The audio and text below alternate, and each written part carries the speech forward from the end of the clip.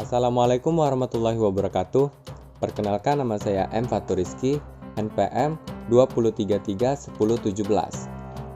Di kelompok saya ada Reno Bagaskara, NPM 2331023. Di sini kami akan menjelaskan tentang tugas arsitektur Nusantara, yang dimana kami mengambil studi kasus tentang Rumah Honai, Papua. Identifikasi studi kasus.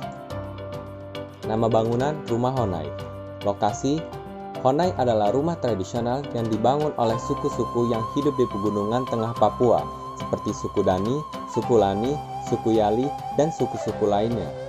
Suku Dani adalah suku yang mendiami lembah di wilayah Kabupaten Jayawijaya, Papua Barat, yang bernama Lembah Bali. Dan di bawah ini terdapat foto-foto bangunannya. Analisis. Sejarah. Rumah adat Honai merupakan rumah tradisional yang dihuni oleh suku Dani yang hidup di Lembah Balin, Wamena, Papua. Sebelum ditemukannya rumah adat Honai, masyarakat suku Dani hidup di bawah pohon-pohon berukuran besar. Hal ini dilakukan masyarakat setempat demi berlindung dari cuaca dingin, terutama saat malam hari. Di tempat ini, mereka mengumpulkan kayu dan rumput kering dalam jumlah yang banyak untuk mendirikan rumah yang bisa menahan hujan dan hawa dingin. Warga suku Dani melaksanakan proses pembangunan ini dengan sistem gotong royong. Semua material memakai bahan yang ada di alam dan didatangkan dari tengah hutan. Dinding rumah sengaja dibuat tanpa dilengkapi jendela dan hanya ada satu pintu untuk akses keluar atau masuk. Hal ini memiliki tujuan supaya hawa dingin dari luar bisa tertahan dan tidak masuk ke dalam. Honai sendiri berasal dari kata hun yang bermakna laki-laki dan ai yang artinya rumah, yakni rumah yang dihuni oleh para lelaki. Sebab rumah ini hanya diperuntukkan untuk dihuni kaum laki-laki suku Dani saja. Faktor lingkungan. Sungguhnya rumah Honai hanya boleh dihuni oleh kaum laki-laki saja, sedangkan rumah untuk kaum perempuan disebut rumah ebei dan untuk kandang binatang disebut wamai. Ketiga jenis rumah ini bentuknya terlihat sama persis, hanya saja rumah bagi para pria ukurannya lebih tinggi. Bangunannya dibuat tanpa jendela karena untuk melindungi suku Dani yang tinggal di daerah dengan udara sangat dingin pegunungan Papua. Oleh karena itu, bentuk rumah Honai juga dibuat menyesuaikan udara di sekitarnya. Bentuk bangunan. Rumah adat Honai dikenal memiliki bentuk yang cukup menarik sebab menyerupai bentuk jamur raksasa.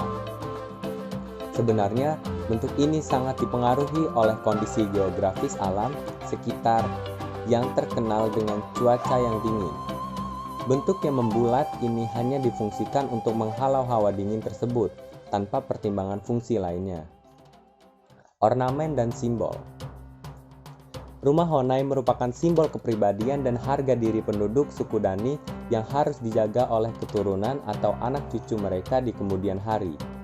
Di tengah modernitas, arsitektur tradisional Honai masih tetap dipertahankan. Material yang digunakan untuk membuat Honai 100% berasal dari bahan alami yang dapat diperbaharui, mulai dari rangka kayu, dinding anyaman, hingga atap jerami merupakan bahan yang ramah lingkungan. Hal ini menjadi contoh bagi arsitektur generasi sekarang bahwa jauh sebelum dikenalnya ilmu arsitektur hijau, nenek moyang kita di Indonesia sudah menerapkannya.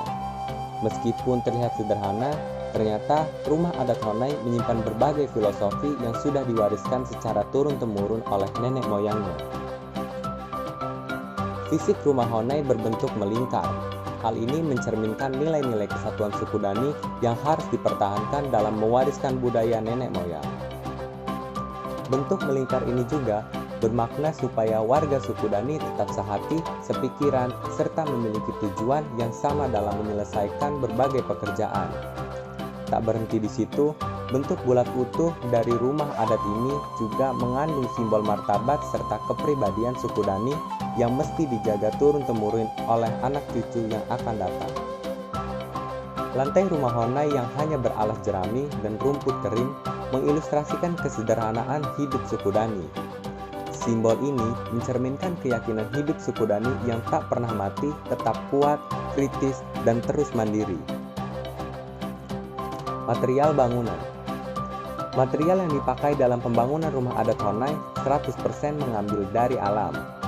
Hal ini berdampak pada minimnya biaya yang dikeluarkan serta tetap bisa menjaga kelestarian lingkungan. Misalkan saja, bagian dinding rumah Honai terbuat dari tumpukan-tumpukan kayu besi, sementara untuk lantainya dibuat dari tumpukan rumput yang sudah kering. Dan untuk atapnya disusun dari tumpukan-tumpukan jerami, dan untuk atapnya disusun dari tumpukan-tumpukan jerami kering dalam jumlah yang tebal.